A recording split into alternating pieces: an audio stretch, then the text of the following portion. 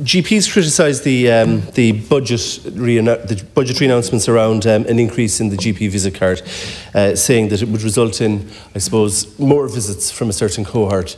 And I'm not a doctor, you are, but there's a large cohort out there who never visit a GP during the year.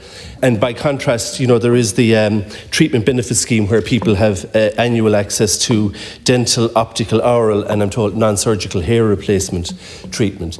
Would there be a medical benefit to everybody seeing a doctor at least once a year?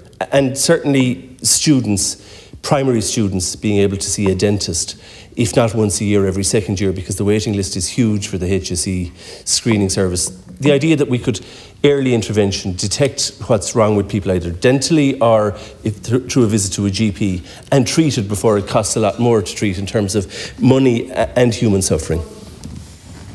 Thanks, Deputy. I can comment on the dental question, not being a dentist. Speaking as a doctor, the idea of an annual check, the jury is actually out on that, quite frankly. Yes, sometimes it does pick up illnesses and abnormalities that wouldn't be picked up till later, and sometimes early intervention can result in better outcomes. It can also result in a lot of unnecessary investigations.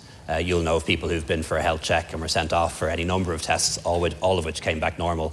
And not only does that increase anxiety, it sometimes results in the waste of resources and misuse of resources. So that always has to be borne in mind in that regard. But what we have agreed in the budget is an expansion of GP care without fees to more people, and government will be keen to engage with the IMO on how we can realise that over the next couple of years.